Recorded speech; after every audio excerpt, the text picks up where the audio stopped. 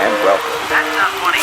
It is. Oh, and the world's going crazy! Stop, drop, and talk. We've got no time for bullshit! Stop, drop, and talk. With Ava, Arejay, and B-Rock. It's Stop. Stop, drop, and talk. Nothing to say. Oh, what is going on?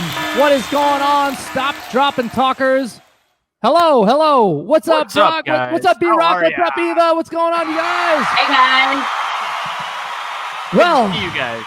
here we are again. Another Friday of Stop, Drop, and Talk. I'm RJ Hale. That's Eva Steele. That's B-Rock. And thank you all for joining us tonight. It's going to be a little bit of a different show because it's been a little bit of a different week. It's a little bit crazy. So that's why tonight this is what I'm wearing. This is my shirt. Nice Tonight's shirt. all about equality. It's all about us. That's right. It is. It's all about equality. Normally we're here to do super crazy shenanigans or segments and all of that. And this week we are skipping out because, as everybody that does not live under a rock knows, there's a lot of heavy shit going on in this world right now. Yeah. And we are going to use our platform to address it with an expert actually today.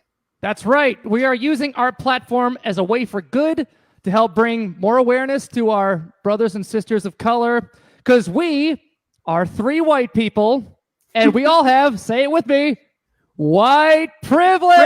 Yay! There you go. See, feels better to get that out, right? Finally admitting it. For those who are still unsure what white privilege is, here's a little lesson we can all learn today. White privilege does not mean your life is wonderful because you're white. Everyone has problems. Everyone deals with struggles. The thing, white privilege means that your life isn't worse because of the color of your skin. Let's make that super clear. We are in a system designed for us not to be oppressed because of the color of our skin. So do we know what being oppressed for our skin color feels like? No. We've never experienced it firsthand, and that's why so many of us don't believe in it or don't really think twice about it. You know, but it does exist, and it's getting more and more apparent every day, I think. Agreed. Totally. Yep. It is. I mean, how could you not watch that video, the George Floyd That video and made not, me so and not mad. feel I couldn't so watch all of it. angry? It changed. I think it changed a lot of us, and my God, it's just so much hurt and so much heartbreak. It woke a lot of us up to realizing that it's not enough to just not be racist. That's right. It's Yes. not enough. We have to So- be aggressively anti-racist. That's Yeah. right. For sure. Yeah, I couldn't get through the whole video. I showed my 10-year-old about 5 to 10 seconds of it, and she lost her mind bawling. Man, it's fucking crazy. Like I had to force myself to actually sit down and watch the entire thing. And I hate that we have to watch the entire thing to truly understand it, to truly get it. But Well, I you have think to. it's I a mean, good idea. You have to go through it to see exactly what's going on. I mean, it's terrible. It hurt. I cried so many times throughout that video. It was Yeah. horrible. I mean, the beef that I have is that everyone is. I don't like it when the narrative is more put on the riots and the looting and the violence, and not so much about what stirred up all this anger, what stirred up all this hurt and all this heartache. And also, I don't like the fact that so many people are like trying to point the finger and place the blame exactly on who did it. We don't know who's most responsible for this. I mean, it could be.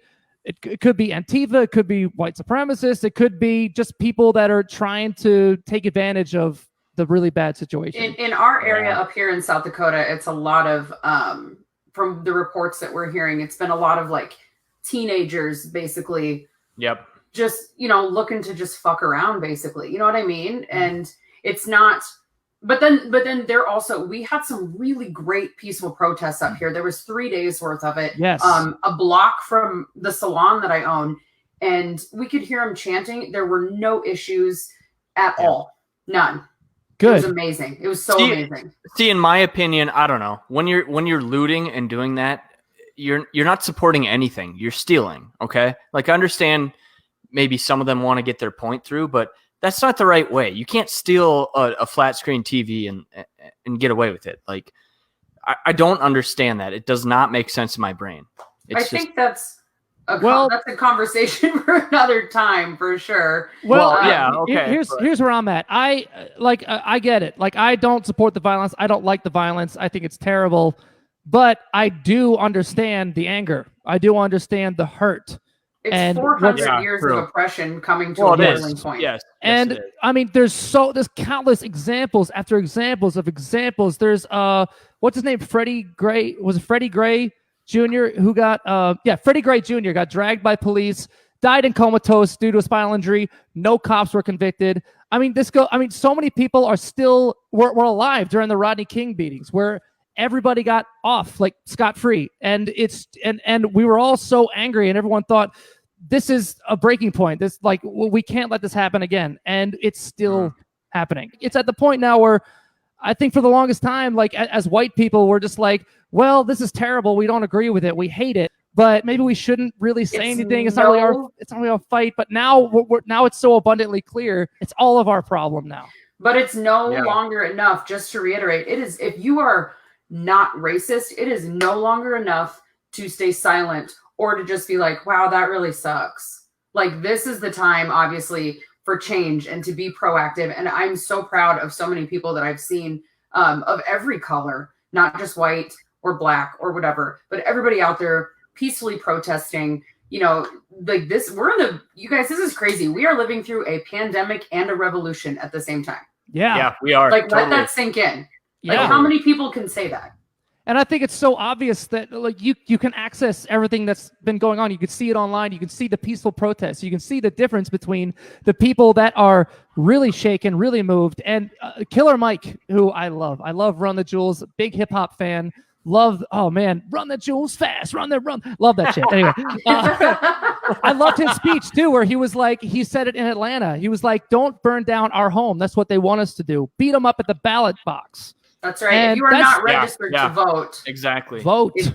And here's the thing too. That's my only thing that I'm going to say is if you're out there protesting and you're out there rioting, if you are not registered to vote, sit the fuck down. You better be registered to vote. I mean, but both are necessary. I mean, that's our First Amendment right. We got to have freedom of speech, and we can't have that being shut down. We can't.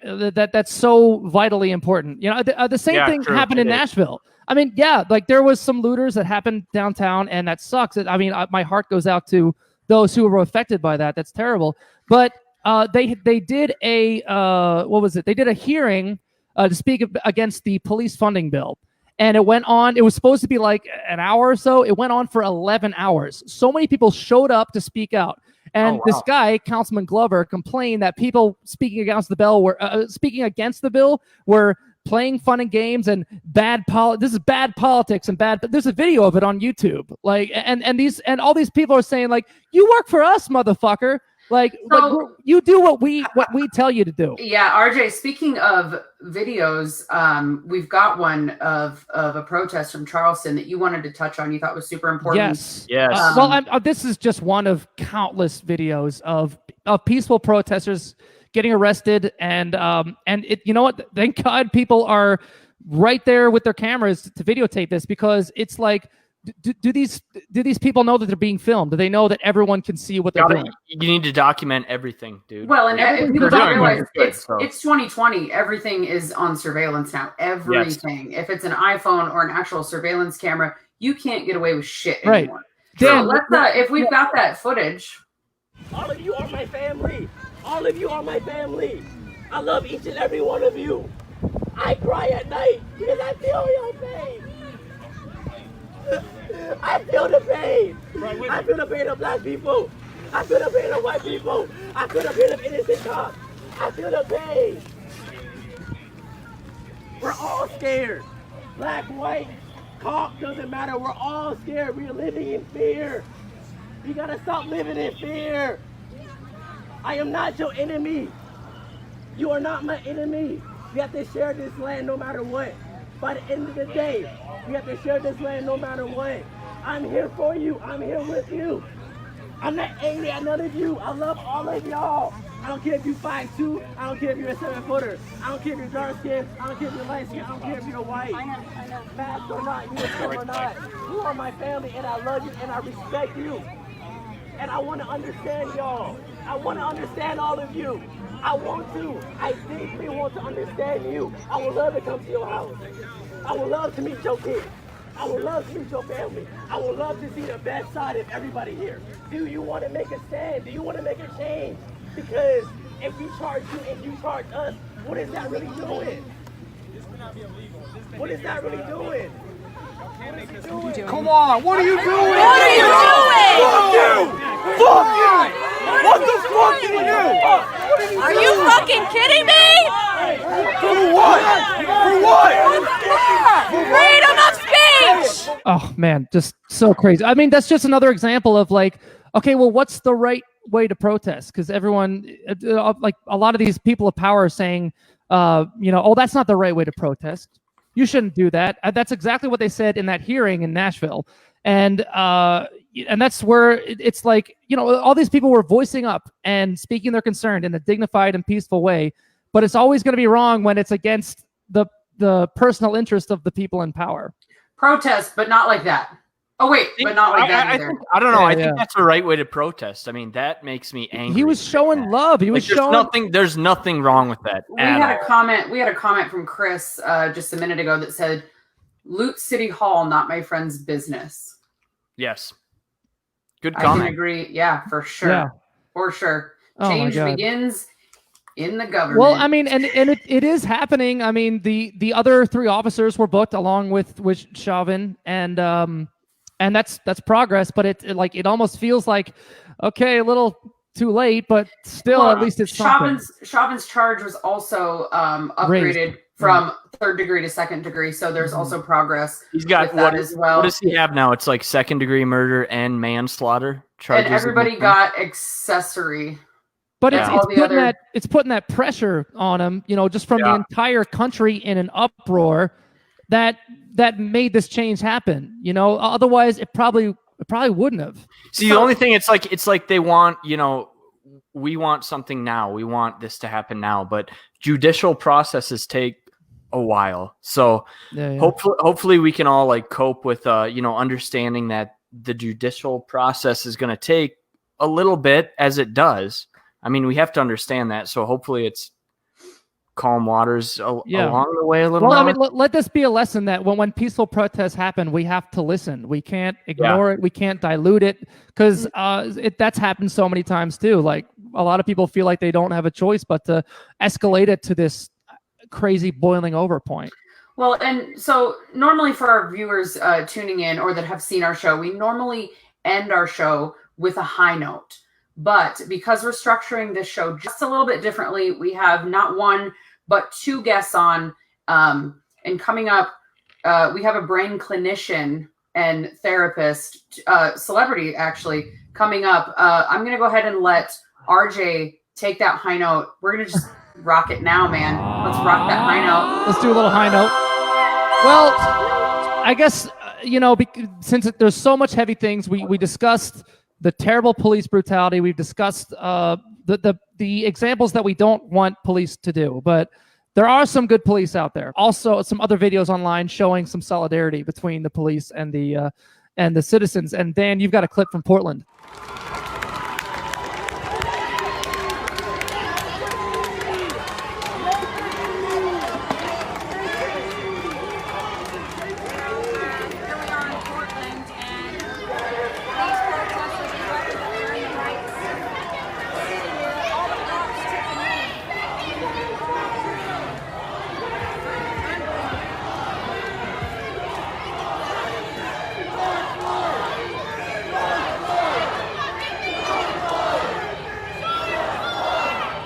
So there are some good examples out there too. I mean, I don't want to take that away from the issue at hand, but I think it's important for us to also praise the police officers that are doing it the right way, because I know I know a lot of I have a lot of friends who are also in law enforcement, and I know that not all of them are bad, but we do need some serious reform in this country, some serious police reform. And I think I really want to pick our first guest brain on that, Buzz, who is we had a pre-interview with him, and he's just a brilliant guy, very smart, just a man of brain science, which is something that I nerd out on. So, so I think we should bring in our very good friend, and he's gonna stop, drop, and pop in, right? Bring him in. Let's bring in Buzz Mingin. Hey, Buzz. Hey. What's up, man? What's happening? Does anybody ever call you Mingy? All the time. Oh, no one gets my last name. No one ever gets my last name right, ever. Well, Buzz, we had a really cool pre-interview kind of conversation about all these things going on, and I guess the first thing that I wanted to talk to you guys, or wanted to talk to you about especially, was the psychological effects that happen with certain police officers when acquiring this power and authority. And I've done some research with the National Institute of Justice, and I've done some reading on the role of police psychology in controlling excessive force. And they say excessive force can be reduced by strengthening supervisory oversight and providing training that builds resistance to provocational patrol situations. So could you kind of tell us kind of the psychology of what can happen to someone's mind when and what kind of mental trauma they can go through when they acquire this level of power and authority? Well, the reality is most people aren't even used to having that level of authority. So when we're born with very fragile brains. RJ, most people don't realize your brain has the same consistency as warm butter. Oh, mine definitely does, for sure. It's like egg yolk. I mean, this thing is really fragile. He's not far off. He's right. But, so unless people are trained to handle this level of stress, and they're in simulations that portray these types of functions and behaviors, no one can anticipate the level of stress that they're going to experience, particularly with something as new as a protest. And, or if it's, if it's your first year on the job and you really have not experienced anything like this, it's going to be devastating. The chance of overreacting is like 100%. Right. And you've also worked as a de-escalator, haven't you? Yeah. So I've been a restraint trainer, certified, and restraint trained by other people, and I work with crisis prevention, intervention. But I think, RJ, the thing that, as much as I do in the world of crises and mental health, brain health, etc., I would tell you that the thing that ties me the closest to this, that's very maybe hits me in the heart, is my father is a man who's going to be getting operated on his back June 16th. But he has a bullet in his vertebrae from where he was shot as a police officer, execution style. Oh, wow. When I was 5 years old, but he was shot in his own police station. Oh my God. Oh, geez. My father wasn't trained to handle three aggressive guys that come in and hold you at gunpoint. They're three tough guys. And he also wasn't trained, and nor was the family, myself, my mother, my sister. We weren't trained on how to handle, people coming after the family. We didn't have witness protection programs. So we all developed from the day my dad was shot on, traumatized, overreactive, suspicious. Is this kind of what catapulted you into wanting to do exactly what it is you do? Yes. As in mean my profession? Yes. 100%. That's awesome. So, my whole life I was overreacting to things that most people wouldn't be aware of. And I'm very thankful. The one thing that always motivated me was school. So I'm in academia, but I would react to stress in ways that I didn't agree with, and I couldn't put my finger on it. When I got my doctorate in education, a PhD in education, I studied juveniles who were caught in the New Jersey judicial system, trying to figure out how I could help them better, working with judges and lawyers. Wow. And you know what I learned that'll fascinate you guys? What I learned, and this is not a criticism, it's just a reality, is that psychiatry is the only medical profession in our country where the doctor doesn't investigate the organ that they treat. So what was happening is I would get all these, juvenile criminals. Drop some knowledge. I would get, right? So I would get all these, youngsters who were growing up to be bad decision makers and overreactors who suffered trauma, and no one had answers. So I'd send them to a doctor, and they would all walk out on medicine. And the medicine wasn't always the answer. On a psychiatric drug. You were saying that. What do you think, Buzz? What do you think? So someone like me that's been working at home for 13 weeks, right? Yeah. 13.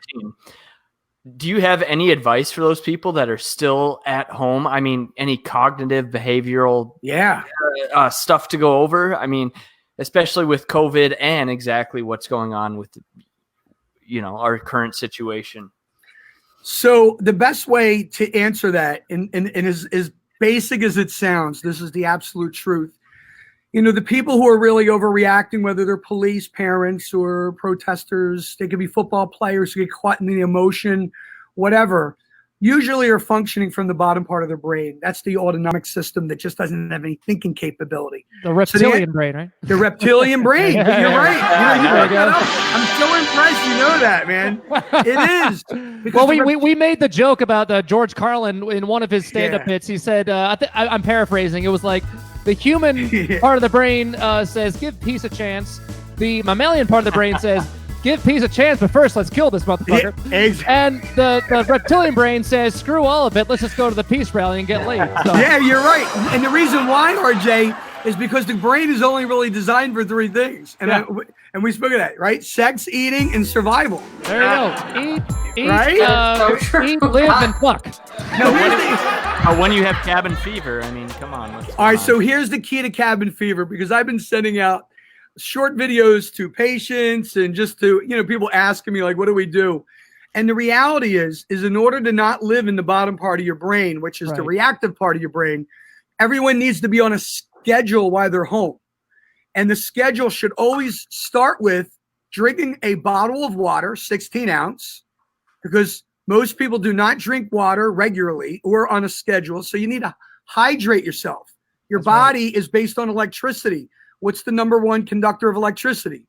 Water. Right? Yeah, water. Right, number two is exercise. You need a natural dopamine rush. So today I did a video that's going to be launched in a couple days, and it's about walking my dog. And I walk my dog, and I said, every morning I walk my dog before I get started for the day. And, I owe my dog a lot of kudos, and, I give him a lot of credit, because what he's providing me is an opportunity to get air, to breathe, to be on a schedule, to take a mile walk. And he's exhausted. And when I come back, I'm not exhausted. I'm ready for a shower, and I feel like I hit the Super Bowl. I'm ready to roll. And a lot of people bypass that. Your body and your brain want to be on a schedule. So people really need to write out every day what their schedules are. But things like drinking the water, eating food, eating certain types of nourishment and exercise should not be a guessing game. Yeah. The guessing game is as detrimental as not eating for a day and then going to Costco deciding what you want to buy. Right? Yeah, I really do need 7 cases of Fruit Loops, right? Yeah. I mean, that's what happens because you're hungry. RJ and I are talking about. RJ and I are doing Healthy June, as we call it. Yeah, trying. Eating healthier and exercising. I failed today. Eating healthier, exercising, doing all those things. I actually just picked up with a trainer. Because truthfully, everything that you just described is everything that I have experienced. And it's so funny because so many people from the outside looking in on so many of their friends think, God, they're just really doing well. They really got it all. That's not true. That's not true. Every single one of us are suffering and struggling in a very different way. It doesn't mean that it's all the same way, but we're all going through this. We truly are. Yeah, right. Eating healthy, exercising, sleeping, staying in a routine. What about overindulgence of news? Can that wreak havoc on your psyche? Because, let's face it, the news is mostly just reporting on things that are bad or negative. And I got people in my family that watch the news all day, and you just see their demeanor slowly change and become more and more depressed. Is that another part of it? Yeah. So you have a gland in your brain called the basal ganglia, which is your anxiety driver. So we also call it the moral compass, because people who have a dysfunctional basal ganglia either worry too much or they don't worry at all. So if you worry too much, like OCD, you can be disrupted in your lifestyle, and if you don't worry at all, you could find yourself in a lot of trouble. So the basal ganglia speaks negative to yourself all day long, so you're constantly cautious. The problem is when you watch the news, it reinforces the idea that we're really not in a safe world. Oh yeah, and And- I'm sure that the news people nice. know what they're doing. They know how to get people sucked in with like and how to do. manipulate people They into. do. Yeah, Wait, it's wait, crazy. wait. What did you call that? What's that called? It's called the basal ganglia. The basal ganglia. Yeah. Wow. It could be like a reggae band. RJ, don't you play that? It's very cool and smooth, right? I mean, but here's the other part. Right next to the basal ganglia is your anterior cingulate, which is your gear shifter for your emotions. And when we do neuroscience, we find that a lot of people who have a dysfunctional, underactive or overactive brain, their anterior cingulate can't shift from one emotion to the next. Yeah. So you got people who want to peacefully protest and then they can't undo themselves. So they get really riled up and then they're stuck and then they continue to go. And if they're mimicking behavior around them, the one thing that we know that all groups need in order to control this and to create a good emotional climate is good leadership. Yeah. Right, I hear you. And leadership keeps us in a thinking part of our brain. Yeah. So we see that on Justin Bieber's YouTube reality show that you work with him as well. Yeah, he's You're- such There a he special is. guy to me, man. I love this young guy. mean, I really do love the guy. Love. Like, I Me too. remember Yeah, like he's a good. love. When I tell you love, I mean, he's just special. So what was he's a it? solid dude. What was it like being on his show it's called Seasons for those that don't know over on YouTube? What was that like, Buzz? Yeah, I got very emotional. I was being videoed for that because he's so dear to me, and just like any client patient of mine, particularly you guys who are in, rock stardom. I mean, you run these really, really intense schedules. You're getting 4 hours of sleep a night. You're missing your families, or, you're really running routines that are not healthy for the brain because it's just what's expected.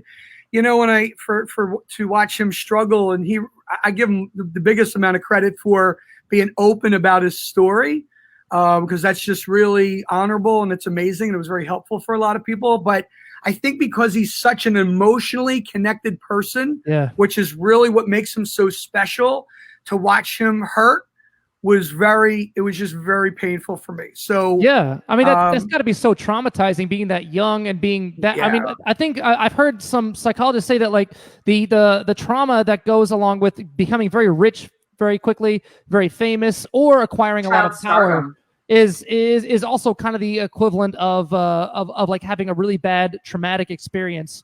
And then that kind of puts you in that fight or flight mode. Is that similar? Yeah, you're saying it right. So let's put that in order, because you should be a psychologist or a brain clinician. You're really, you guys are really good, man. There's your other job, RJ. I'm telling you, I'm just fascinated by it. No, you're very astute with this. So anytime the body detects that something's not right with your equilibrium or your brain or the communication from your brain to your gut, because 75% of all the chemicals in your brain come from your gut, your cortisol levels will spike, which creates a fight or flight. So when someone walks down a dark alley and they just have a curious, suspicious feeling, your cortisol levels go up because your brain's trying to protect yourself. So people go into running, or they go into fighting, or they freeze, or they fidget. So when you talk about these artists, whether they get a lot of money when they're young or not, the reality is whatever happens in their development, if it's unusual, and now you use the word, RJ, I forgot what you just said it, and you said it's, it's just not what they're used to, or it's just sudden. That's the problem. It's very unusual. Just like seeing someone get shot and killed, or just, for me, watching those windows getting broken out of those stores, it's unusual. It doesn't feel right to me, and it causes stress. And stress that you can't get rid of is what causes trauma. Yeah, and I'm sure that this trauma is going to stick around for a lot of people. And but I mean, I think it's kind of a wake-up call, because this level of fear and trauma, and the part of the brain that has that fight or flight mode, is what a lot of Black people have to go through on a daily basis. Agreed. They're just kind of their family, that their fathers and their grandfathers are telling them that life's not going to be easy, and you're probably going to have run-ins with police. So I've heard a lot of people argue that it doesn't really matter, even though I think that there should be a lot more scrutinous training and psychological work done for people who want to get into police work. They also say that once they're in that fight or flight mode and survival mode when they're on the job, then it's so easy for them to overreact and then turn to over policing. So I've heard other people say that some of the solution is just really scrutinous oversight. Well, the first is interviewing your potential police officers. Not everyone is made and wired to be a police officer. Yeah, I think a lot of states is just kind of open, open whatever. Yeah. Hey, think about how many great NFL football players there are. Now, how many of them will make great coaches?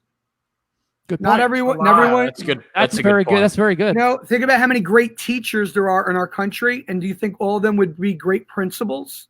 Mm-hmm. So when you think about bringing officers in, there really is a qualitative value that we look for in picking the right people. Right. And if they're not the right people, they're not even trainable. So that's with any business, quite honestly. So you got to pick the right people. Is this kind of similar to when the Me Too movement was going on and talking about the toxic abuse of power, like certain men would have, say, like in the workplace over women mostly, or whatever, or even athletes abusing their partners. Do they get into a position where they feel invincible or above the law? Yeah, they call that the God complex, right? Yeah, but even that's not natural. People, you get this dopamine rush, and RJ, you know this better than anybody. You're playing on a stage in front of a gazillion people. They're all going wild for you. You're drum soloing, whatever. You know what I mean? Like, could there be a greater dopamine rush? But what happens? And I'm going through withdrawal.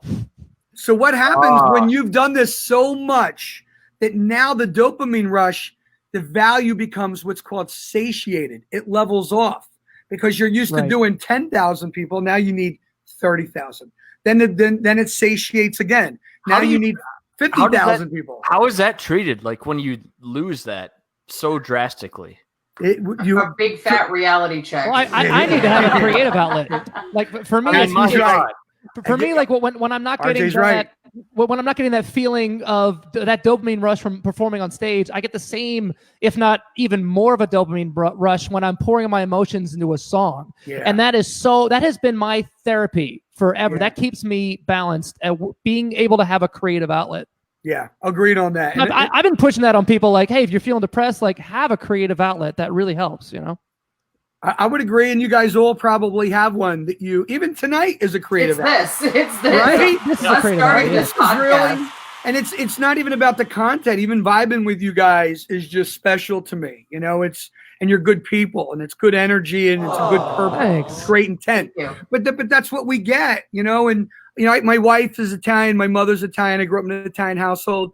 On Sundays, we eat dinner for hours. I mean, typically we'll have 10, 12, 15 people over, and the mothers are Italian. And, and that dopamine rush of just even looking to see, what the ladies made, and if the mozzarella is fresh, and if it's this type versus that type.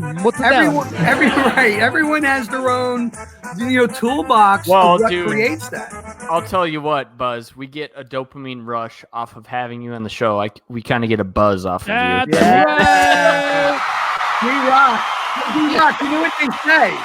They say a day without Buzz is a day never was. I got a question for you, Buzz. Do you have any advice for people? To combat. We just see a lot of online rage going on right now. I don't know if that's over on the backdrop of COVID and also the stay in home order. But I've heard a lot of psychologists say that it's very similar to road rage because you have this like kind of protective barrier. You kind of feel in a safe place. You wouldn't really act that way if you ran into this person in the grocery store, for instance. Yeah. So it's interesting because when you think back 20 years ago, if you were picking on somebody, you would have to be kind of a badass, right? You would have to not only have the balls to do it, but you would also have to be able to sustain your emotion of drilling somebody, making fun of them at the expense of their feelings in front of other people. Nowadays, it's a click of a button. Yeah. You hide behind a screen and it's done. So it doesn't take the same type of, strength that it used to take. And I'm not saying strength in a good way. I'm just talking, a certain level of, disturbance or maybe, energy. But nowadays, when people are hiding behind the screen, they find it not only easier, more convenient, but number two is then we have this positive reinforcement of people jumping on board. So you have bigger audiences that may support whatever's going on. And it's sad because now that we're cooped up in our houses, I think people are getting cabin fever. I think people are dying to communicate with others. And when people aren't hearing what they want to hear, they're acting out on whatever their emotions are that they've been storing by being cooped up in the house for too long. You're right. I don't know if it's any worse now or any better, but I mean, this has been going on forever. You know, conspiracy theorists or people who do spread a lot of misinformation. Hey, even the flat earthers. And I got myself a mug. It says, once you go flat, you never globe back. So, just as a joke. One thing I want to touch on that Buzz said a little bit ago is that your cortisol levels come from your gut. I have been preaching that for years. So now that I have a licensed therapist backing me up on that, to everybody that follows my page and thinks I am mental for voodoo witchcraft, Buzz Mingin said it himself. Right. Wait, so Eva, can I be on your team for a second? Watch this. Ready? Yeah. We're gonna do it. You guys are gonna love this little social experiment. Ready? Okay. So let's say any one of you three have a reason to believe that the person you love, your intimate partner, boyfriend, girlfriend, or husband, wife, for some reason you caught a suspicion that you think that person might be cheating on you, right? If you look at the science, your suspicion is coming from your basal ganglia, because your basal ganglia is the worry center, and it's trying to collect details. It's looking at patterns of behavior, right? But you have this really unsettling feeling. Why is it unsettling? Because your cortisol levels are coming up and it's starting to ramp you up, and you're trying to get the thinking part of your brain to control this. Now, here's the irony. Wow. The thinking part of your brain at the top doesn't even communicate with the bottom part of the brain. They don't even communicate. So that's what is really disturbing when you have people that work with trauma patients and they're doing all this counseling, and the trauma is in the non-thinking part of the brain, but they're talking to the person, just telling them, you really shouldn't do this, you shouldn't really act that way. So, and meanwhile, so that's kind of where your intuition comes from. Yes. Like, all right, so let's use that. Nice. So your intuition is a sense, right? Right, of course. Curiosity, suspicion, intuition. So here we go, B-Rock. You ready? Oh, so let's pretend, because I'm not wishing anything negative on you, but Eva, I really want you to think about this because we're on the same page. So all of a sudden, Eva comes back and says, I can't believe it, that dirty guy, this guy who I thought I loved, I checked it out, and sure enough, with all my research, he was cheating on me. I knew it.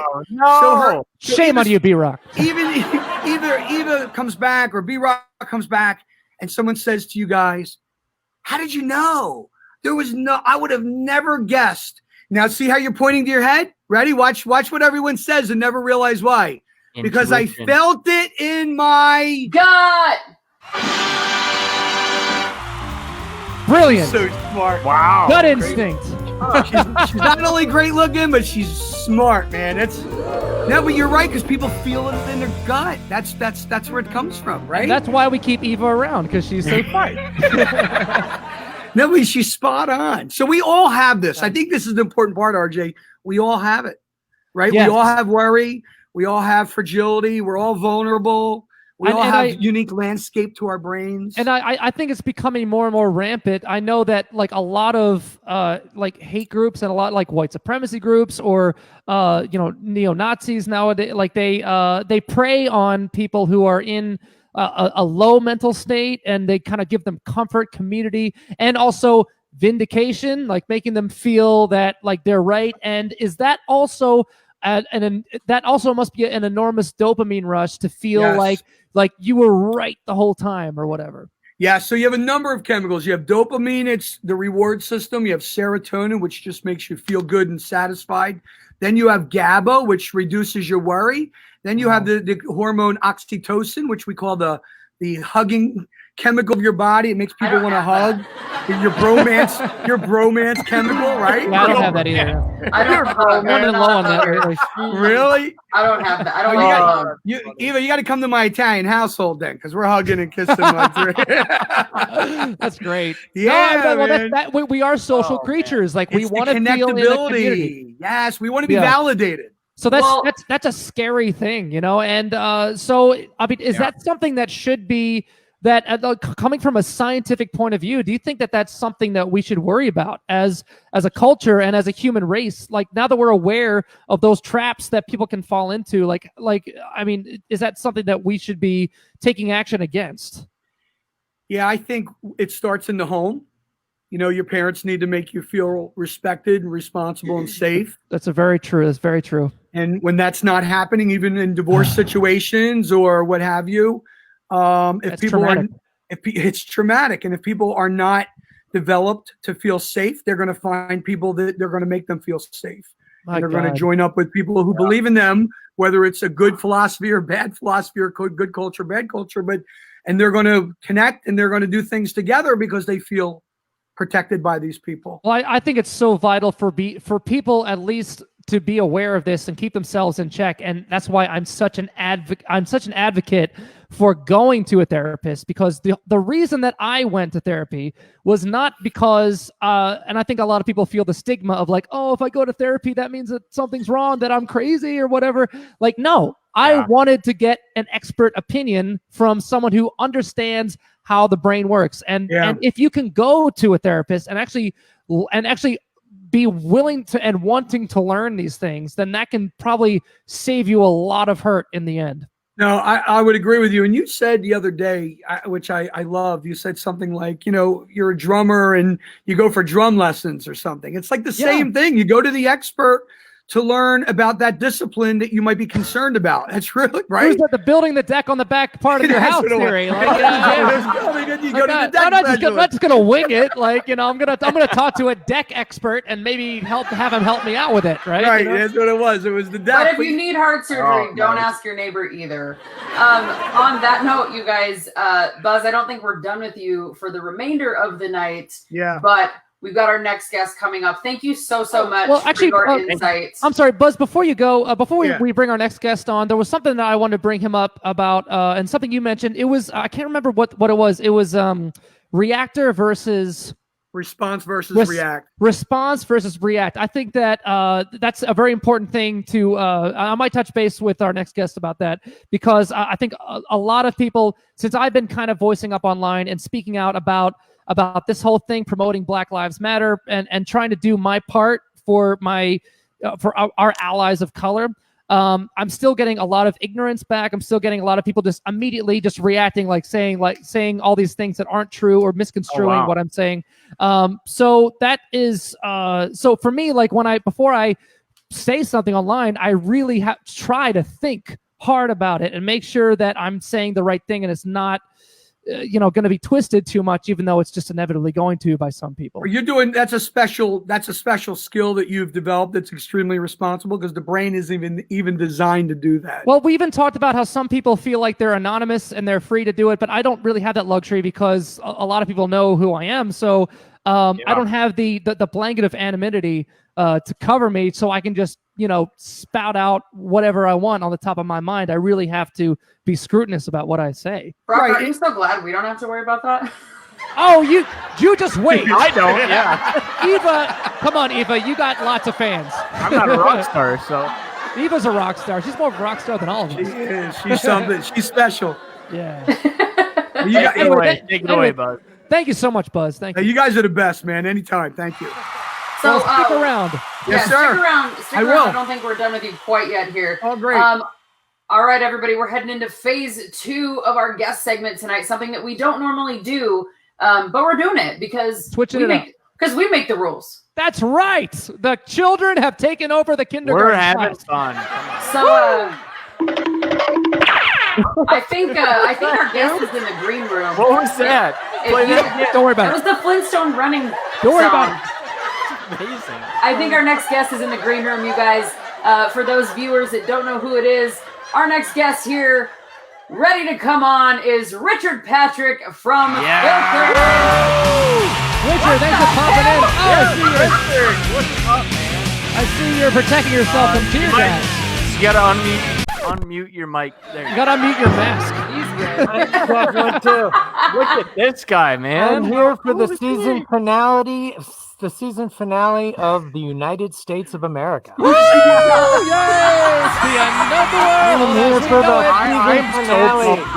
I am so pumped for Richard. Richard, I am so stoked to have you. I've been such a Filter fan like forever. I just think as a songwriter, I just think you're absolutely genius. We were talking earlier, one of my jams, title of record was like definitely one of my favorite records, and Welcome to the Fold was like my jam that I would just crank up in the car as loud as I could. Awesome. Well, I appreciate that. So speaking of that title record, you're supposed to be on your 20th anniversary tour right now. Yeah. How you feeling about that? You bumming? You pissed off like the rest of us? I love that picture. I'm like, hey. Dana picked out that one. Yeah, I love performing live. I can't say I'm the biggest fan of touring after 25, 30 years, but I do love. I hear you, brother. Live. And that actually, we played one show where it was title of record start to finish, and it was the most amazing thing because I've never played Miss Blue live. I've never played. I haven't played Skinny in a while. I love Skinny. Yeah, and it was tremendous because we actually took some time and like rehearsed it and really made sure that we were all ready. And the band that I was using at the time, which is Bobby Miller and Johnny Radke, both of them brought vocals, so they played their instruments, but they also sing. Right. So there's tons of background vocals and stuff. And yeah, it was amazing. That's really killer, happy. man. Oh, okay. Yeah, And I mean, I should have got your producer Dan to videotape that show. Yeah, maybe. Don't make his head any bigger. I totally hear you, by the way, about the touring can be so grueling, and it can really bring on a lot of depression if you don't, which is something that we talked to Buzz about earlier, about like a lot of ways of combating depression is, especially nowadays with everyone kind of locked down, is finding your routine and getting into a rhythm every day, waking up, making the bed, making coffee, eating breakfast, doing your work, exercising and stuff like that.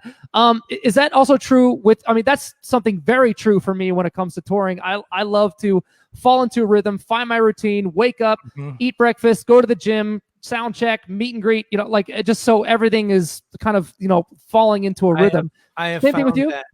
Well, it's weird because, I was watching Barack Obama talk, and he was saying that, you can't just do things you want to do, right? Because that's how little kids are. And he's right. But there is something called The Artist's Way, which is a book that came out a few years ago. But I know you're talking about. It's about like you work when you're inspired. So if you get an idea at 10 o'clock at night, go to the studio or go to your drum set or whatever it is and work through that. That moment of inspiration. Well, it makes me a little bit, I get a little bit spoiled because of that. Mm-hmm. And I think that the thing that helps me is the routine, because I can do whatever I want. I've been on my own. So like I started 9 Inch Nails, but then I quit when I was like 26. Right. And 9 Inch Nails was the only time I actually had a bar. Look at nice. Eva, do you have a question for a hint? Yeah. Can we talk about your time in 9 Inch Nails? Yeah. Did that end well for you?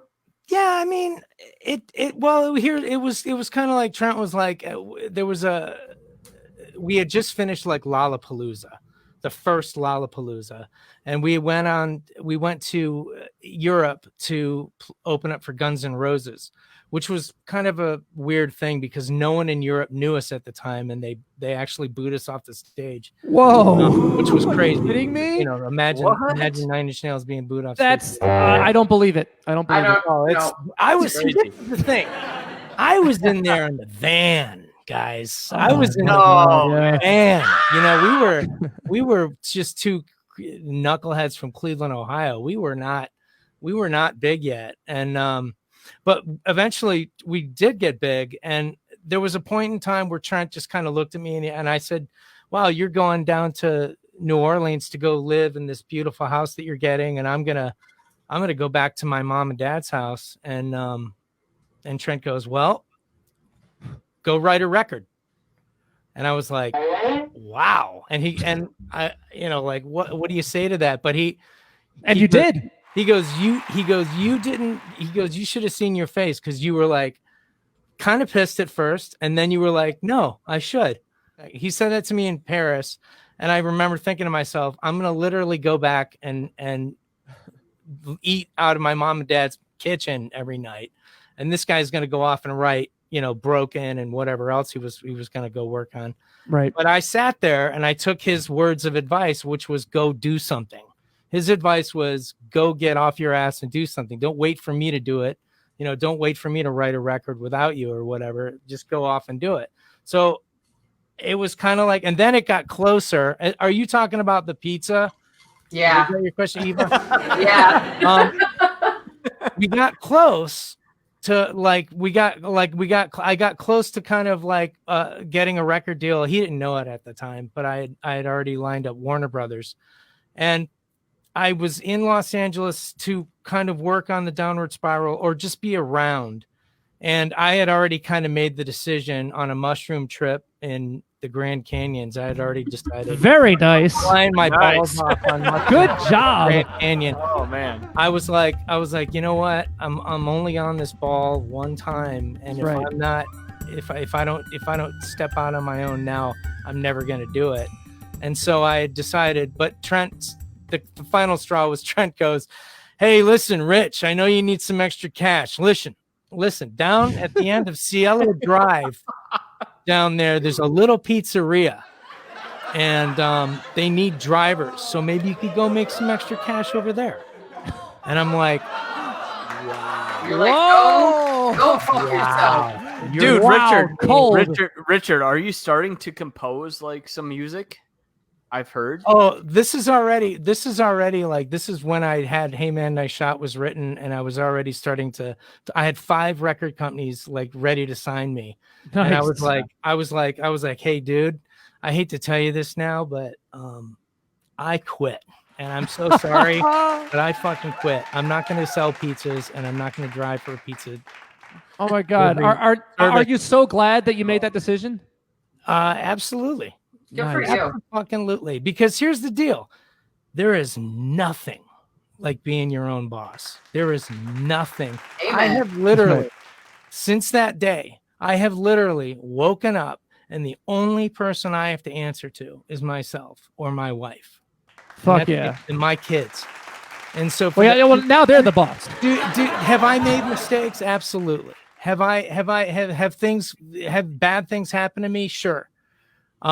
But at the end of the day, I know every day that all I have to do is apply myself and work and be sober and be connected to what it is that makes me alive. And that's music. And, you know, and I started getting antsy on the road. I was like, man, what am I doing? It's like I play for 45 minutes or, you know, I play for an hour and a half a night, but I don't have anything going on during the day.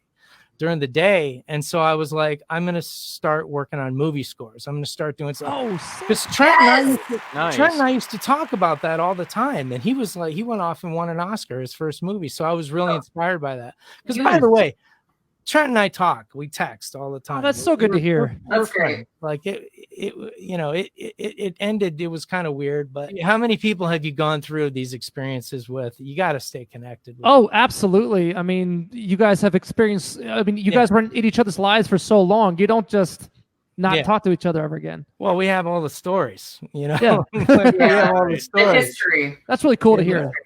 So speaking of movie scores, you just finished one up with Ryan Phillippe, and also recently did one with Jim Carrey as well. So what people might not know about you is that you've got some pretty big names under your belt with this shit. Yeah, that's amazing. That's awesome. I'm really excited. There's a movie out on Netflix right now with Jim Carrey called Dark Crimes, and that was my first go at it. And then there's this movie, The Second.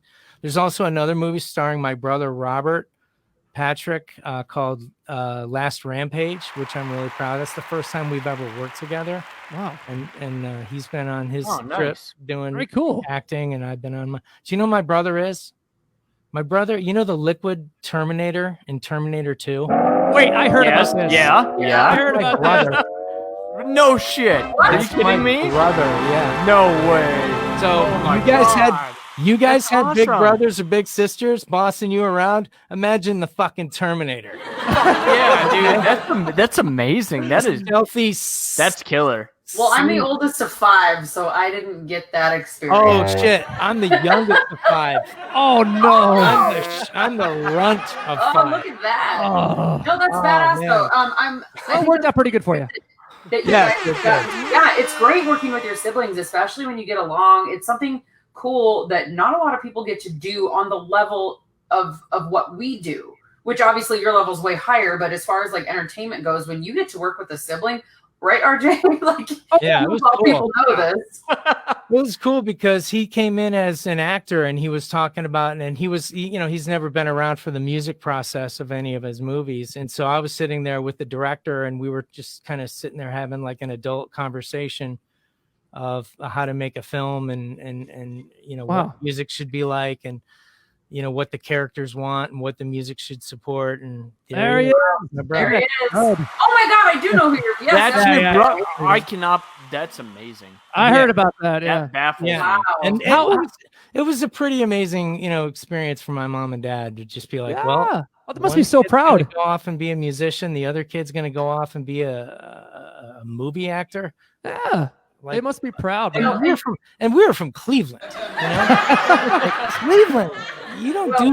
It's not a big dream, big, you know, city. It is rough. It's more of a factory city, isn't it? More of a factory kind of. It's rough. Like, you know, like you tell your best friend, like, I'm gonna go off and like be in this band, and I met this guy at a keyboard store. His name is Trent, and we're gonna go off and do this thing called 9 Inch Nail. You guys are gonna do what? Rich, I thought you were going to try to go to college. I don't want to go to college. Well, I mean, Cleveland's got the Rock and Roll Hall of Fame, and a lot of people came out of. I mean, and Machine Gun Kelly came out of Cleveland, you know. And that's right, but like someone had to kind of break that door down, and we were the kids that kind of broke it down. Thanks, original. Ubu was from there. There's a whole bunch of great artists. Do you still have family out there? Yes. My mom lives. Oh, okay. Yeah. Well, I mean, I'm sure, especially right now during these crazy times, it's very important to have family. Like, you guys are all very close, right, as a family? Yeah.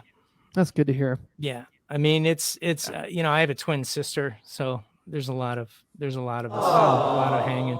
But that's it's mainly my family. I mean, you know, just providing for my own kids now. It's pretty amazing. Well, and how many people say, you know, if they have children or whatever, where they're like, oh, my son's in a band and my other son wants to be an actor. Like, most people are like, it's pretty crazy. Yeah. Well, especially from Cleveland. Yeah. Wait, right. your son's gonna be a movie actor? Is that? Well, that's like B-Rock and I both from South Dakota, and now we're on this national level podcast. You know, people are like, what?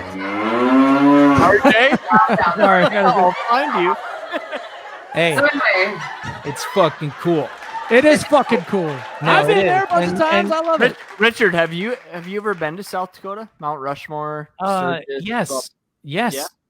Awesome. And I love South Dakota, and I played Surges, and I've had a great time out there. It's and when beautiful. they rev their motorcycles at the end of the song, they'd rev their motorcycles. Oh, he was at the Buffalo nice. Chip. That's the Buffalo Chip. Yeah. Yeah. So a lot of people that don't know, like our viewers that may not be following you on social media, you're incredibly outspoken, an activist. What is your take on what's happening right now with the progression of everything that's happened from when George Floyd's video was released to now, and what do you project is going to happen? Well, I think it's like Will Smith says, it's like racism's always been here. It's just now it's being filmed, and it's true. Right. I mean, we saw Rodney King, and we were like, what? That happens? That's right. You know, and so remember, I'm 52, so I've seen a lot. But the biggest problem that we have really in the country is we absolutely now know for sure that like America's still racist. Like it's still racist. It still has issues with racism. It's here. It's been here for 400 years. It is not gone. And you're right. We have to. It's not just one thing to not be racist. We have to literally level up and be anti-racist. Yes. And so I agree with that. But the biggest threat to the country that I'm worried about is the leadership in Washington. Right. Do you think that that is playing a role in do you think it hasn't changed at all, or do you think that it is getting worse? Because I actually talked to Buzz about this in our pre-interview a couple of days ago before the show, And I mean, it seems to me that when we had a black president and we all felt like we were making great progress, I mean, I was so thrilled to see, we were all so thrilled to see that happening, and that change was so desperately needed and way overdue. That underbelly of disgust and angst from the right was just starting to gurgle. Do you think that was generating a lot of fear? What's that? Do you think that was generating a lot of fear underground and creating this movement? And now that we have a president they've always been afraid, and they've always been racist, and they've always it's a third of the country. It's a third of the country has been afraid of having to deal with the fact that like there are black people that live amongst us. I'm sorry, it's kicked up by Rush Limbaugh, Hannity, all those guys. It's kicked up by the far right media, Alex Jones. We've heard a lot of white supremacist leaders and people who are with that mentality speaking the praises of those guys, of Tucker Carlson, of Rush Limbaugh. Those kind of like they think that they speak to them, even if they're not. Even if they themselves don't think that they are. Looking back on my years and years and years of living, it is racism's last big hurrah right now with the current President Trump. Yeah, it's racism's. This is the old guards, the old white guards' last gasp. This is the last death rattle of we are going to take our country back. We're going to take our fucking country back. It is that which they are afraid of. It was kicked up a little bit by having a black president, and then it was reinforced by fucking Donald Trump. Well, yeah, because I think a lot of them feel vindicated, and a lot of them feel that he is speaking to them and using a lot of rhetoric that's been used before. Yeah. And even the Grand Wizard loves him. He didn't acknowledge who David Duke was. He was acting like, oh, I don't know who that is. David, you don't know who fucking David Duke is?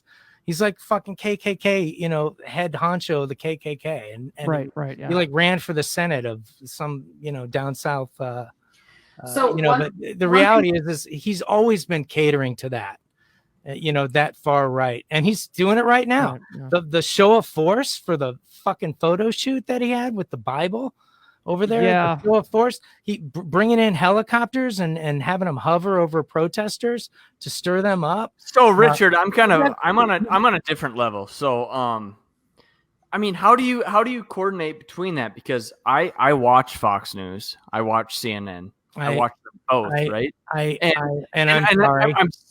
sick and fucking tired of them like being against each other, like. For the right has like a normal American. Has to get the right information.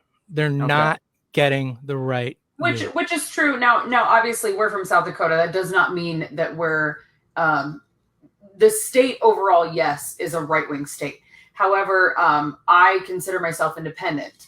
There's a lot of both sides of that. So I also watch CNN and Fox News and try to get kind of both sides of it, because do I think one side is completely fucking right end all be all? No, I don't feel like that. I feel like there are things from both sides that are correct, and then there are also things from both sides that I'm like, are you fucking kidding me? Was there good people on both sides in Charlottesville when that young lady was killed? Were there good protesters for the Confederate monuments? Were there good protesters? Ooh, I don't know if I have I can't. I don't. Well, that whole Unite the Right thing ended pretty quick. I don't have enough information on that. Yeah. The United States of America was attacked by several states, and it was called the Civil War.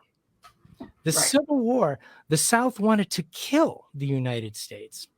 So by having all these Confederate statues put up, which were put up by Daughters of the Confederacy, which was a total right-wing white supremacist organization back in the 20s.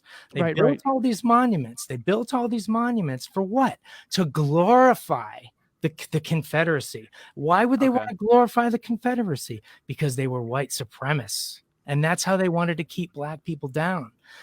Now, you're not wrong, and I'm not disagreeing with that by any means. However, I'm speaking from the perspective of 2020. Exactly.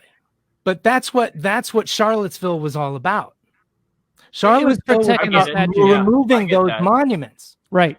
So you remove the monuments, then you've got people going, well, wait a minute, I want my goddamn Confederate statue up, and fuck you for taking it down, because that's part of my heritage. That's exactly the argument. So is- your is the heritage, Oh, so your fucking heritage was about destroying the United States of America.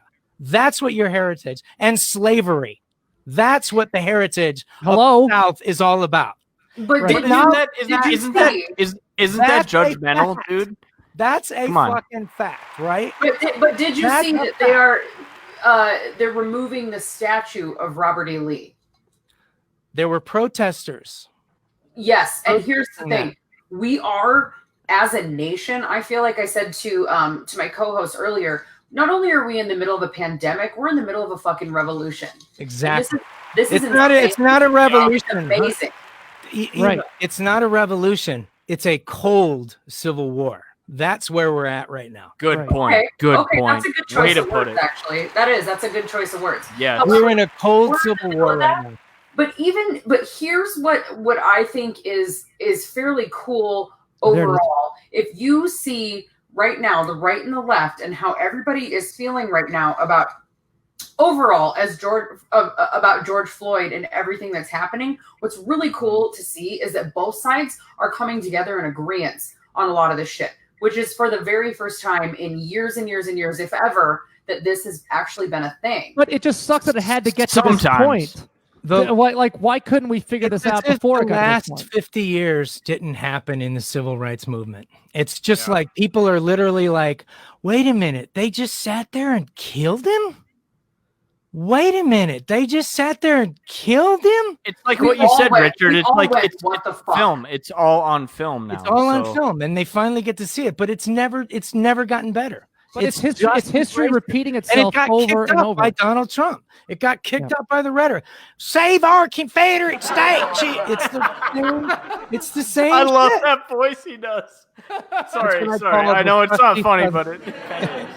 I don't Well- care. Hey, listen, I'm from the South, so I can make fun of my own, right? I can make fun of my own.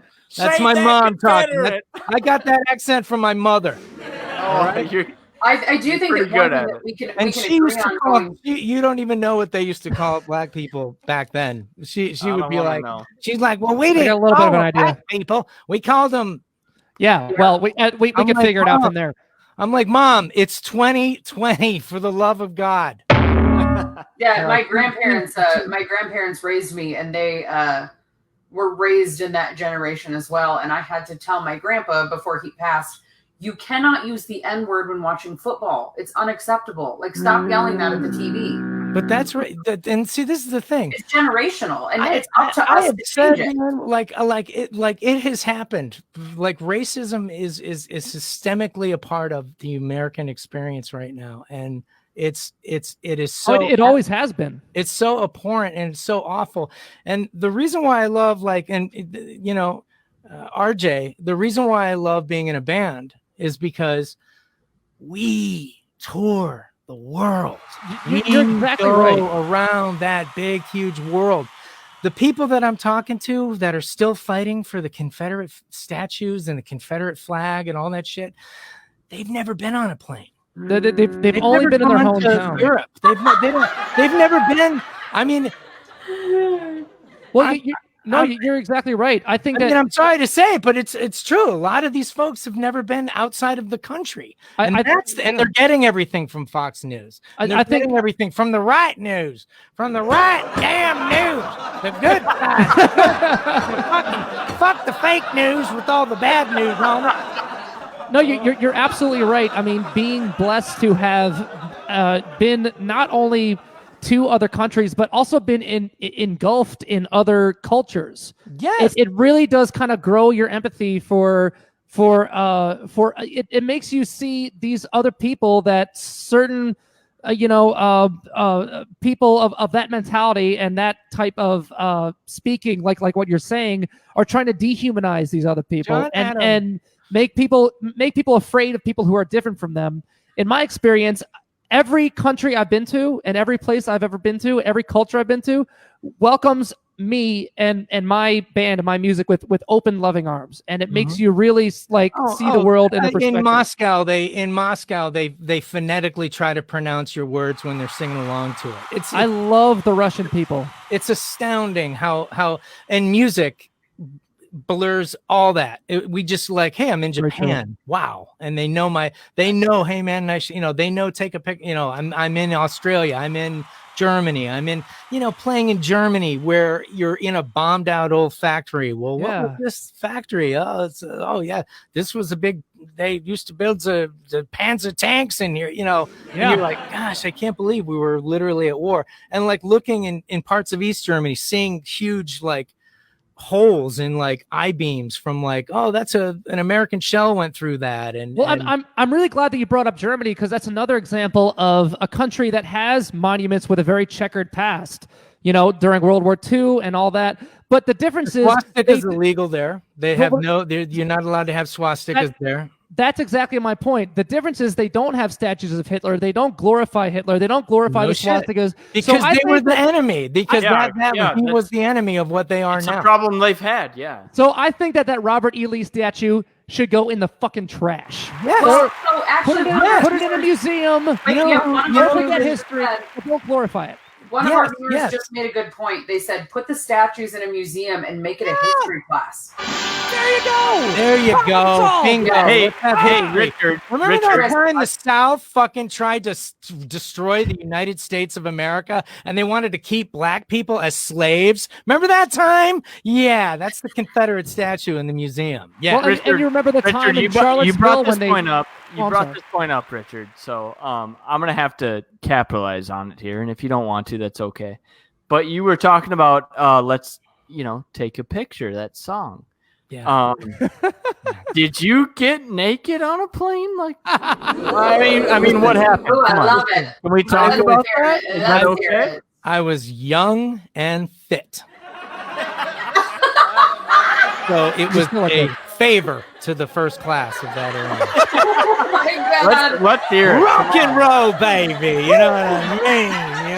That was my favorite song. Rock and roll. I missed all the cool shit when I was touring. Like, I didn't get to do anything. No, I never did anything cool like that or saw anything cool like that. I didn't either. I toured with my parents for years. Like, how lame is that? That's cool, though. It is cool. No, are you still close to your parents? I'm very thankful that when I started touring, I had not only my sister with me, but my parents were with me. And when I was a kid, I used to think, this is such a buzzkill. I could be like getting with all these ladies. I could be doing all this crazy thing, partying and stuff like that. But now that I look back on it, now that I'm in my ripe 30s and my dirty 30s, it makes me kind of thankful to be that grounded. When I first started touring, you probably would not have even recognized me in those days if we because let me tell you something: drinking, partying, the drug, the alcohol, the sex. The sex! It was off the chain. Oh yeah, as it should be. But there comes a time, and everyone's time. Believe me, where I literally was like, I think I can't sing today. No, you're exactly right. I can't sing, and I just want to go home. I'm glad you brought that up because I've had my own experiences with everything being so accessible. Mostly, like you go into a venue, you got a rider. You got all these bottles of liquor right there. And I remember falling into the habit of like pouring myself an entire red Solo cup of Jameson every night and then wondering why I felt like shit, like for the whole tour. Oh man, you're a lightweight, bro. Because you're absolutely. No, I didn't pay up. Like, hey, I'm just going to stay up for 3 days. I never got into anything much harder than that, unfortunately. Yeah, well. No, fortunately. I'm not saying. I'm not saying don't experiment. They say like recovering, like grateful recovering alcoholic, and I am, because I went to places in my mind and I did things in reality that were so insane that a normal sober person would have never have done them. and I'm glad that I experienced it. Like get naked on a plane. Yeah, oh yeah. I mean, Hot. yes. Get over your baggage, baby. It's the 90s. But yeah, I mean, that kind of decadence is only experienced in hip hop now. I mean, You're right. The only people doing that now are Little Pump and maybe Smoke Perp, or they've got it. They've got the reins right now. They're in charge of everything. They're in charge of the world. Well, I mean, I'm just curious before we bring in our next guest about something that I've experienced for the first time, because you're very outspoken online. You're definitely like become like a massive activist with social movements, and that's something I kind of never really dabbled in. Kind of stayed away from. I was like, I just don't want to split your audience, and I'm not afraid. See, here's the thing. I decided long ago, like I wrote Hey Man, Nice Shot. When I wrote Hey Man, Nice Shot, a friend of mine said, you can never, ever tell anyone what that song is about. And I said, well, Trent, I think I'm gonna, because why not? Right, exactly. I'm not afraid of pissing off an audience. I'm not afraid of being outspoken. I'm okay with being wrong. I'll be wrong, and you can tell me I'm wrong. But my idols, Joe Strummer, Bono, John Lennon, creative expression. Roger Waters. If you're not saying things to piss people off, then what the fuck is the point of being in a rock band? Well, something I've noticed a lot is a lot of young people now are speaking up, and that has been kind of the driving force behind a lot of this changes, especially in lieu of the whole George Floyd situation. But I'm wondering if everyone is getting firsthand experience of that kind of ignorance when they come back. Like when you say something like Black Lives Matter and somebody comes back and says, "Oh, what about all lives matter?" or something like that, and they're totally missing the point and misconstruing. And I hear it all the time. I was in a barbershop today, and one of the guys was, let's just call him a shade of Trumpian white. Orange? And he was like, well, and they all have Southern accents. I don't know why, but he was like, well, the girl who was videotaping the video, why didn't she turn her fucking camera off and call 911?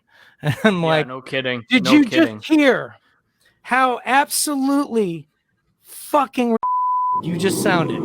Like, okay, are you don't say that word. Don't say that word. I know the word, everybody. Okay, I'm sorry. No, that's okay. It's okay. It's okay. That's what happens when you're angry. You're exactly either. I'll give you a pat. Let's not be too snowflakey. But you're right. I said, yo, she was begging him to get off. She was begging them to get off of him. Plus the fact that the video the video changed the world. Agreed. So, my thought on that Yeah. Is there were enough people around that I'm glad she filmed it and she did exactly what she should have done at that point. But my thought is there were enough people around. Why the fuck didn't somebody else call 911 and be like, there were people because it's, you know what, 911 is the problem. When you get to that cops are being cops. When you get to that situation, I mean, the guy was saying like, hey, let's call 911 on the cops, but also if you're gonna try to like go towards them, he had his pepper spray out. So what are you gonna do? I mean, you can't physically do anything, but she was pleading and begging, and there was a lot of like, dude, get off of him. He gets it. He's down. Everybody heard it. Yeah. Well, but take him into the cop car. I do have a question for you, Richard, but I think that I want to bring in Buzz as well, just to get kind of his 2 cents. Is Buzz still on the line, Dan? Oh, there he is. Hey, okay, Buzz, so my question is, and maybe getting this from a psychologist from a psychiatrist, what are you, a brain clinician? Yes, sir. Getting from your point of view is, I mean, the reason that we have punishment and the reason we have laws is incentive not to commit crimes. But if these police officers keep getting off and not paying punishments, what is to incentivize them to not to change their behavior? Correct. I agree with you 1,000%. I said to you guys the other night that, the first thing everyone should look at is this is a management issue. You have a guy that's written up 18 times in 19 years and he's still, on the street, and he didn't get any intervention. Right. He didn't get any treatment. He's not improved in his skills, and whatever is driving his behavior, then what are you expecting? So it was Einstein's theory of or definition of psychotic, doing the same thing over and over and expecting a different outcome. Well, and that's the thing. Like if the same thing keeps happening and no one is accountable, like who is oversighting all this? And is it like, it really seems to me, and I could be, call me conspiracy theorist, but it seems like everyone's all in bed together. So who's going to hold them accountable if who's holding them accountable are on the same team? Right. I don't disagree. So when you look at the leadership, there's a couple things that need to be identified. So one is great leaders. I would love to hear Richard's point on this or opinion on this. So great leaders are great inspirers. Absolutely. Effective managers are great motivators. So, when you look at large groups of people, acting a certain way, if they were inspired with the right message, with the right type of training and philosophy, would they act differently? So in large packs, typically people embrace and reinforce whatever that behavior, the philosophy is based on what their leader is inspiring them to do or become. This officer, I think the question is, was it a matter of I can't or I won't? Because if he couldn't, because he wasn't skilled, that's one thing. But I can tell you this, the thing that there's so many things that were hurtful, but the one thing that just stands out with me, because I used to be a restraint trainer, was that, his hand was even in his pocket. I mean, he wasn't supporting his own weight. One of the greatest insults you can ever commit when you're restraining somebody is not having your hands available to support your own weight.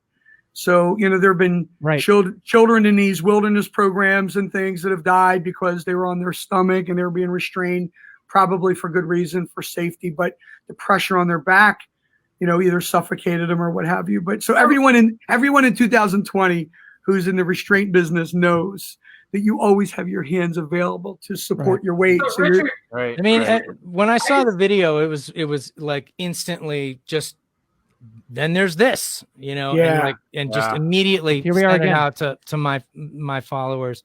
And I was like, it was so absolutely disgusting. They just killed him. They were not making a mistake. They just killed him. It's straight up murder. And I think that they murdered him. They killed him. They knew they were killing him. They knew, like, well, dude, he had a look on his face that was that's the look. The look was concerning, it was calm. Even I can, probably argue the idea, was it cortisol? Was it, chemicals from the gut? It was a gut health. But the reality is, there are behavioral choices, and regardless of the precursor of your behavior, you got to be held accountable for your behavior. And the accountability here, I feel, could have been prevented if this guy's been written up 18 times in 19 years. Why is this guy not getting some sort of intervention, or why is he still allowed to, I would also like to say one thing. I've known police officers, and there are thousands and thousands and thousands of great police officers out there. They're, the men in blue are not, it's not like they're, there's one. There's one. Well, he was a bad one.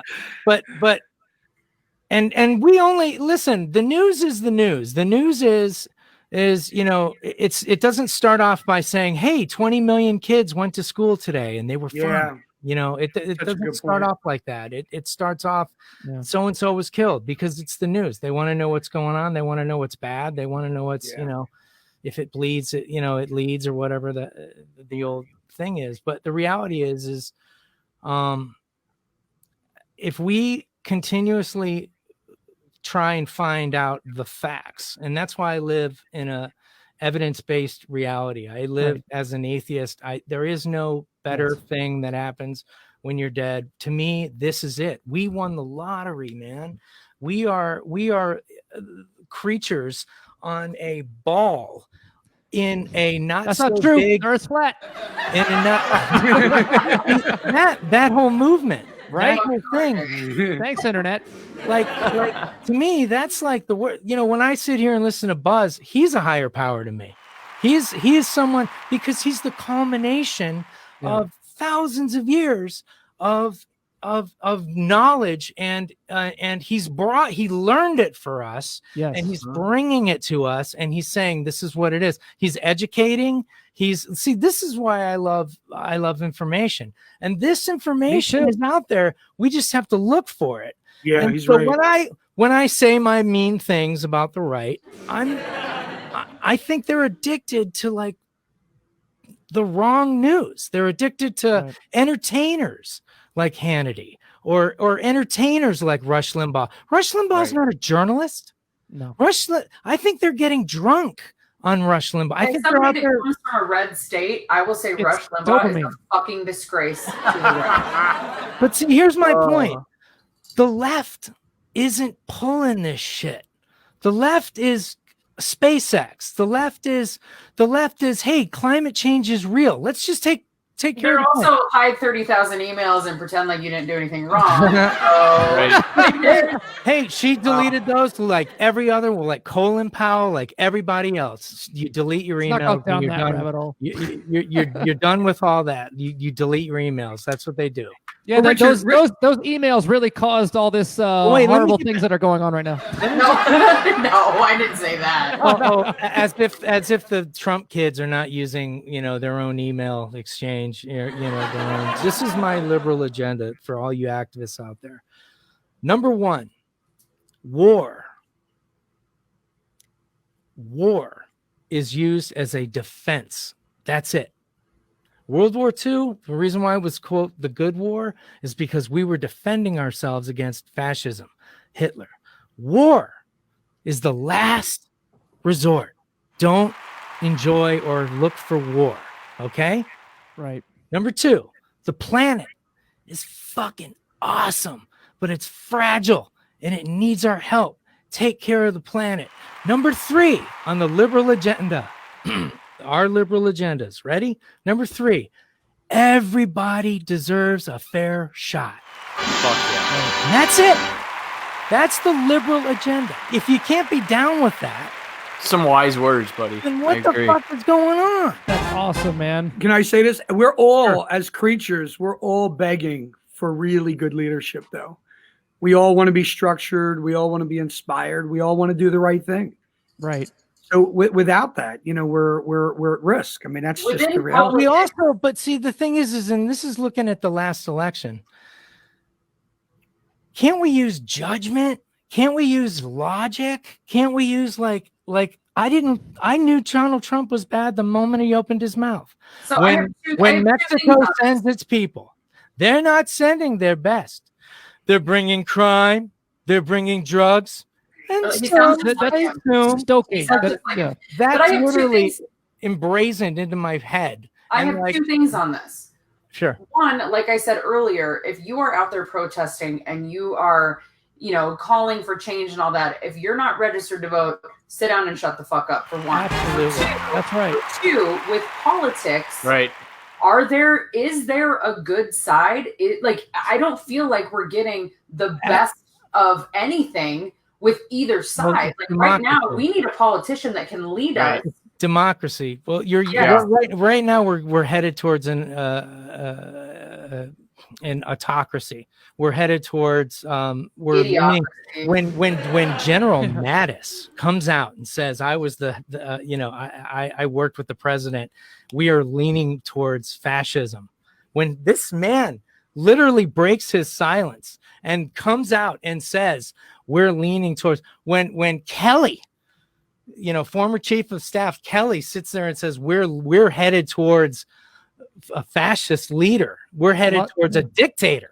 A lot of red flags. I mean, this is like, I understand that police brutality is real. I'm with you on that. But the real fucking big problem that we got to deal with is who's in the fucking White House. And he's a piece of shit. He's a fucking narcissist. He cheats on his fucking wife. He's a bad guy. He's all kinds of bad.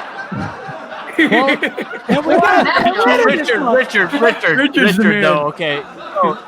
Sorry. You're talking to a guy, so I voted Trump. Okay.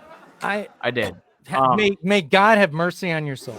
Right. Okay. But honestly, this is why we're here together. I understand what you say. Okay. I get you.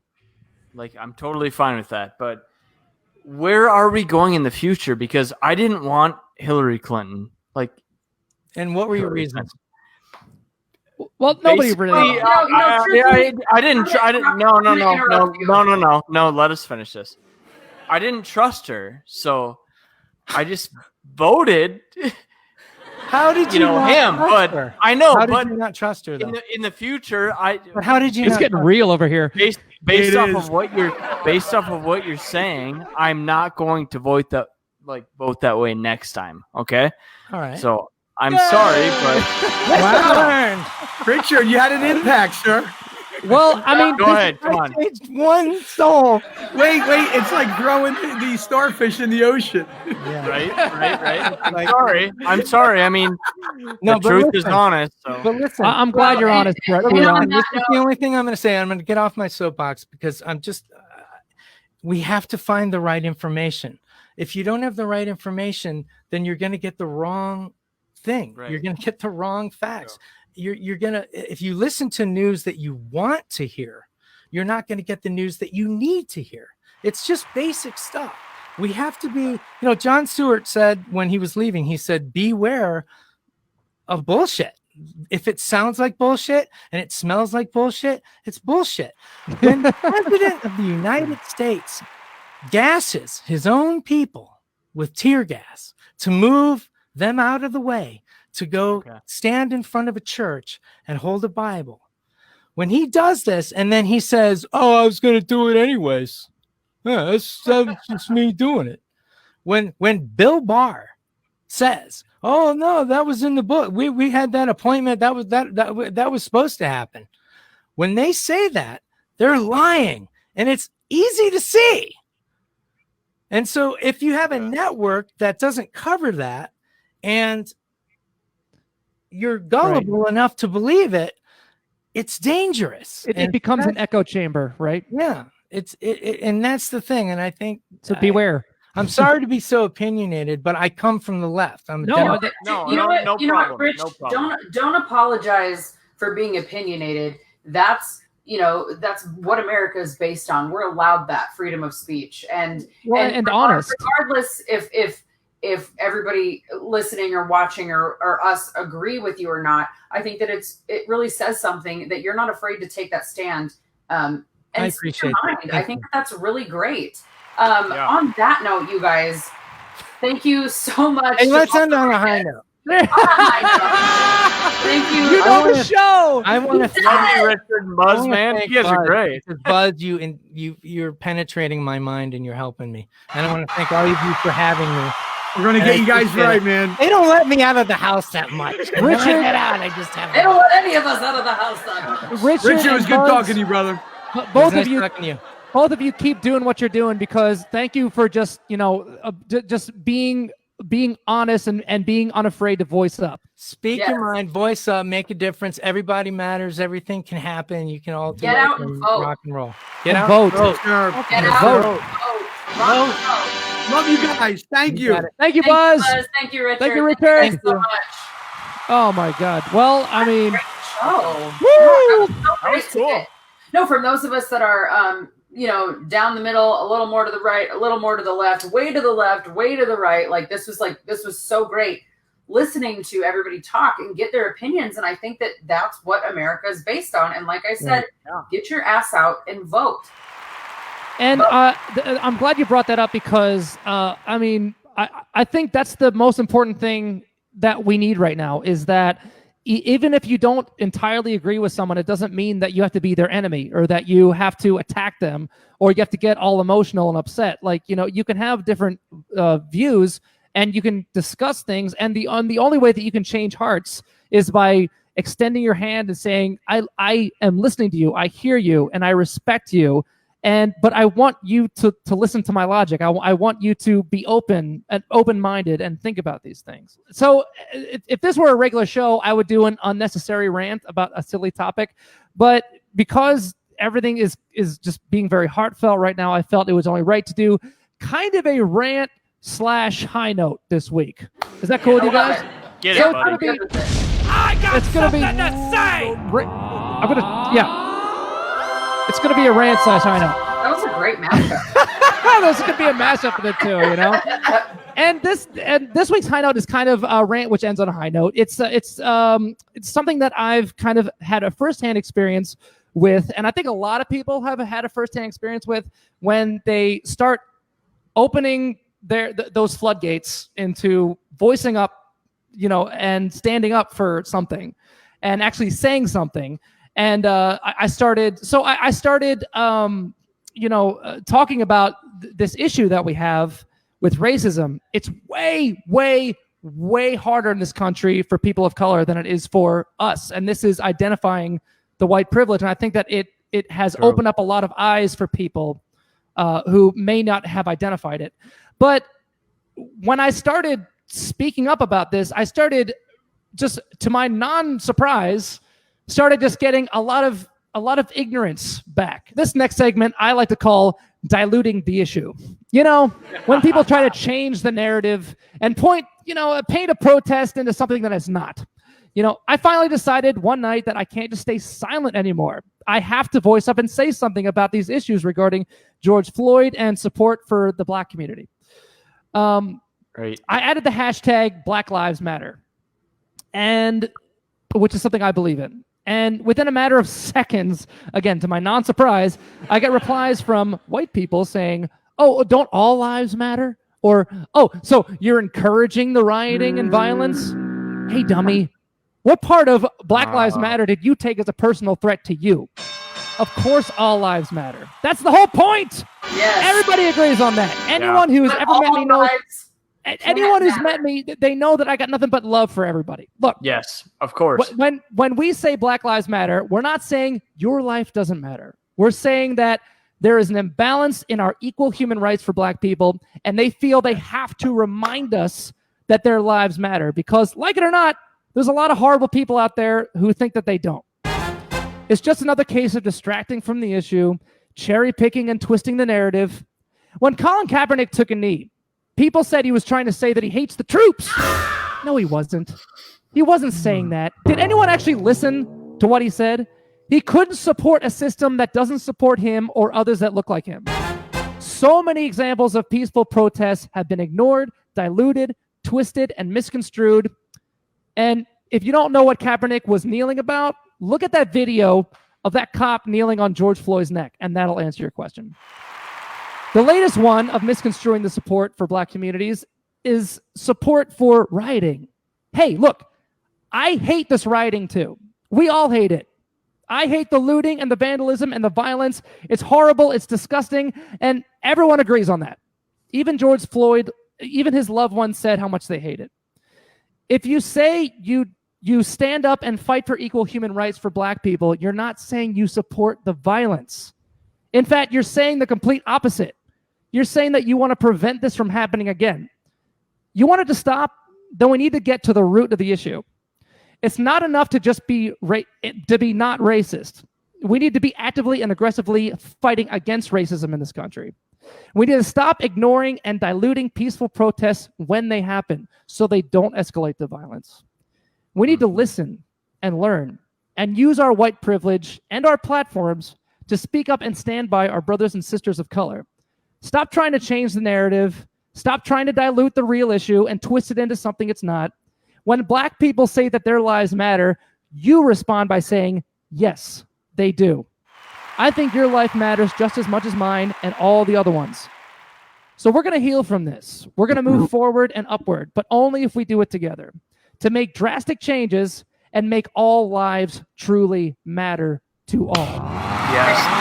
Thank you. I hope you're all staying safe out there. I love you all. You're always in my thoughts. I want to thank you all. I love you all. That's it for today. I want to thank Eva, RJ. Love you Thank you guys. Thank you everyone for watching. Thank you, Richard Patrick. Thank you, Buzz. And thank you, everybody. Please come in next week for your dose of Stop, Drop, and Talk. Good night, everybody. Thank you guys. Stay See you safe. later. We love you.